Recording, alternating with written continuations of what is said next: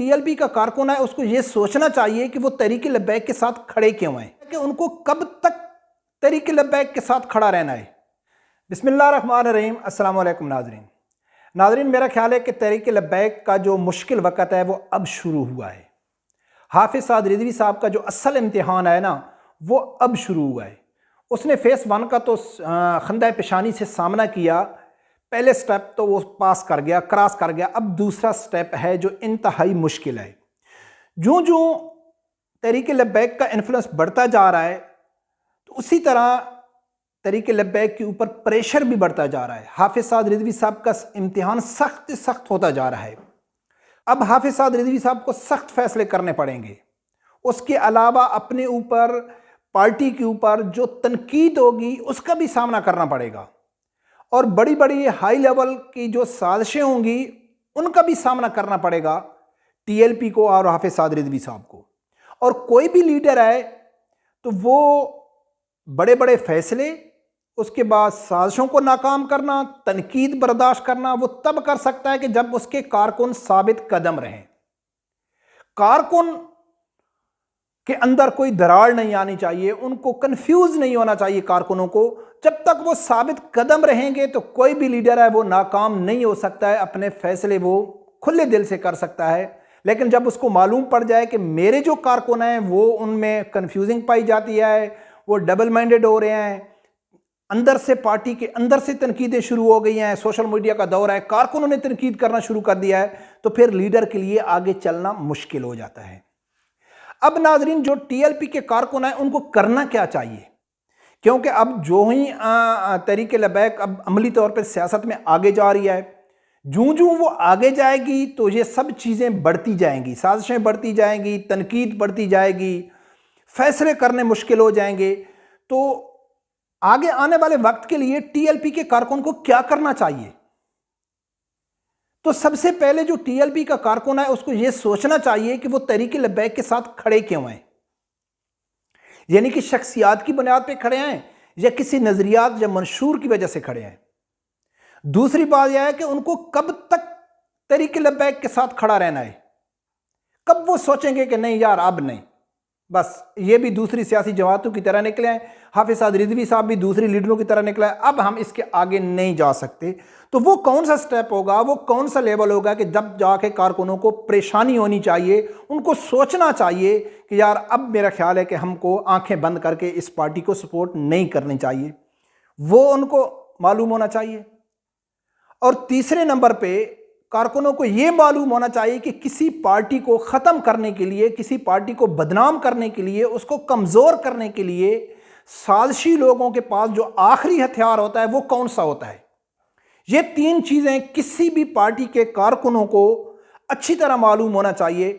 जब कारकुन ये तीन चीज़ें समझ जाएंगे तो फिर उनका लीडर कभी भी आवाम को भी मायूस नहीं करेगा, और वो फैसले भी दिलेरी से करेगा, और वो आगे जाएगा, वो कमज़ोर नहीं पड़ेगा।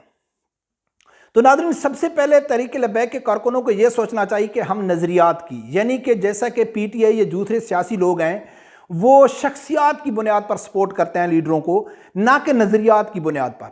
इमरान खान को देख लो कि उसके जितने कारकुन हैं वो शख्सियात की बुनियाद पर उसको सपोर्ट करते हैं। अगर वो नज़रियात की बुनियाद पर करते तो इमरान खान ने अपने नज़रियात से मुकम्मल यू टर्न ले लिया है, लेकिन फिर भी कारकुन उनके साथ खड़े हैं। तो इससे यह साबित होता है कि ये शख्सियात की बुनियाद पर करते हैं।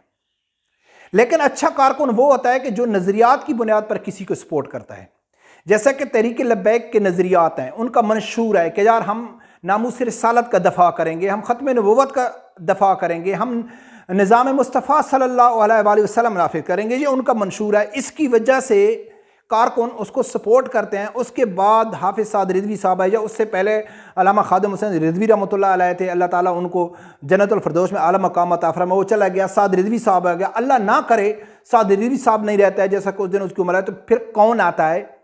तो कारकुन वो ये नहीं देखेंगे कि कौन आ रहा है, कौन जा रहा है, मरकज़ शूरा कौन से फैसले कर रही है, या मरकज़ शूरा में कौन कौन लोग आ रहे हैं। तो कारकुनों को ये नहीं देखना चाहिए। हर कारकुन की अलग सोच होती है, अगर उनकी सोच के मुताबिक कोई पार्टी फैसले करे तो पार्टी चल भी नहीं सकती। उनको ये सोचना चाहिए कि जो मंशूर हमको दिया गया है, जिस मकसद के लिए ये पार्टी बनी है, वो उस मकसद से फिर तो नहीं रही, यू टर्न तो नहीं ले रहे। जब उनको यकीन हो जाए कि यार ये पार्टी अपने मंशूर और अपने मकसद से हट गई है, तो फिर उनको बिल्कुल हक है कि वो उस पार्टी को छोड़ दें। दूसरी बात सबसे बड़ी जो नाज़रीन ये है कि कब वो वक्त आएगा। मैं कारकुनों को ये बताता हूं कि आप अभी कोई आदमी कहे कि यार हाफिज साद रिजवी साहब ने एक फैसला किया जो मुझे पसंद नहीं है, उसने यू टर्न ले लिया है, उसने नज़रियात से फिर गया तो मैं उसको छोड़ देता हूं। नहीं, ऐसे नहीं है। मैं आप लोगों को बताता हूं कि वो कब वक्त आएगा कि जब टीएलपी के कारकुनों को छोड़ना चाहिए। उससे पहले मैं साजिश का आप लोगों को बता दूं कि साजिशी जो लोग होते हैं उनके पास जो आखिरी हथियार होता है वो क्या होता है। जैसा कि तहरीक लब्बैक को शुरू में जेलों में डाला गया, वो नहीं माने, उनको लालच दी गई, कंप्रोमाइज़ करने की कोशिश की गई, खरीदने की कोशिश की गई, वो नहीं खरीदे गए, उनके ऊपर गोली चलाई गई, शैलें की गई, उन कारकुनों को शहीद किया गया, सैकड़ों के हिसाब से दहशतगर्दी के पर्चे दिए गए, तो तहरीक लब्बैक अपने मकसद से नहीं हटी। अब उनके पास कोई भी साथी होते हैं ना, जो मुखालिफ होते हैं, हरीफ होते हैं, वो हार नहीं मानते। वो अपने हरीफ का आखिरी दम तक कोशिश में लगे रहते हैं कि यार हम इसको नीचे दिखाएं, इसको कमज़ोर करें। तो ये भी आप लोगों को मालूम है कि टीएलपी के सब मुखालिफ हैं, चाहे वो अदारे हैं, चाहे वो मीडिया है, चाहे वो सियासी जमात हैं, सब लोग मुखालिफ हैं। और वो आखिरी दम तक कोशिश जारी रहेंगे कि किसी न किसी तरीके से हम तहरीक लब्बैक को नुकसान पहुँचाएँ, सियासी तौर तक इसकी जो बढ़ती हुई इन्फ्लुएंस है वो कम हो सके। तो वो क्या होती है, जो लास्ट ऑप्शन सबसे ज़्यादा होती है वो होती है साजिश की, कि मेन लीडरशिप के ऊपर उनके खिलाफ साजिशें करना, उनके ऊपर इल्ज़ाम लगाना, उनके स्कैंडल सामने लेके आना, ताकि अवाम है, जो कारकुन है, वो बदजंद हो जाएं कि यार ये हमारा लीडर चोर है, डाकू है, गलत काम करता है, इसने गलत फैसले किए हैं। तो वो ये करते हैं। अब कुछ नाज़रीन ये कहेंगे कि यार तहरीक लब्बैक वाले या हाफिज साद रिजवी साहब या दूसरे मरकज़ शूरा के जो मेंबर हैं तो वो कोई फ़रिश्ते तो नहीं है। बिल्कुल वो फ़रिश्ते नहीं है। हाफिज साद रिजवी साहब फ़रिश्ता नहीं है, उससे गलती हो भी सकती है, वो गलती कर भी सकता है, या दूसरे जो मरकज़ शूरा के मेंबर हैं वो गलती भी कर सकते हैं, साजिशी भी हो सकते हैं। कुछ अनासिर ऐसे भी आ सकते हैं कि जो साजिशी हों, बड़े प्लानिंग के तौर पे वो अंदर उनको डाला गया हो, या मफाद परस्त भी आ सकते हैं। सब चीज़ मुमकिन है, ये हो सकता है, ये कोई वो बात नहीं है। लेकिन आम कारकुन को मालूम कैसे पड़ेगा? तो इस साजिश से बचने के लिए जो कारकुन है उनको सोचना चाहिए कि भाई कोई भी साजिश हो रही है, कुछ भी हो रहा है, तो उसमें हमकी कोई दिलचस्पी नहीं है। हमारा मकसद है मंशूर और नज़रियात। जब तक पार्टी मंशूर और नज़रियात के साथ खड़ी है, किसी साजिश को छोड़ो, सब चीज़ों को छोड़ो। भाई हम एक नज़रियात के साथ हमने सपोर्ट किया था, हाफिज साद रिजवी साहब है या कोई और है, या कब कौन आता है, ये इससे हमको कोई फ़र्क नहीं पड़ता है। हमने नामूस रिसालत के लिए वोट देना है, ख़त्म नबूवत के लिए वोट देना है, और निज़ाम मुस्तफ़ा सल्लल्लाहु अलैहि वसल्लम के वोट देना है। तो हम उनके साथ खड़े हैं। जब ये पार्टी उससे फिर जाएगी तो फिर हमको पूरा हक है। अब नाज़रीन, बात जो असल बात करने वाली है कि कब तक एक कारकुन को इंतज़ार करना चाहिए। तो नाज़रीन, सबसे पहले मैं आप लोगों को एक मिसाल देता हूँ। एक कहावत है कि जो पानी होता है ना, पानी, पीने वाला पानी, वाटर, वो कई जगहों में इस्तेमाल होता है। लोग पीते भी हैं, उससे नहाते भी हैं, यानी कि घर की सफाई भी करते हैं, कपड़े भी धोते हैं, यानी कि हर जगह, कई जगह में पानी का इस्तेमाल होता है। लेकिन एक ऐसा पानी होता है जहां उसका लोग कोई इस्तेमाल नहीं करता है, यानी कि गंदा से गंदा नापाक पानी, नाली वाला पानी है। तो वो मेरा ख्याल है लोग उसको वेस्ट ही कर, छोड़ो यार, ये किसी काम का पानी नहीं है। लेकिन वो पानी भी ऐसा काम कर सकता है, बड़े से बड़ा काम कर सकता है। वो क्या है कि वो आग बुझा सकता है।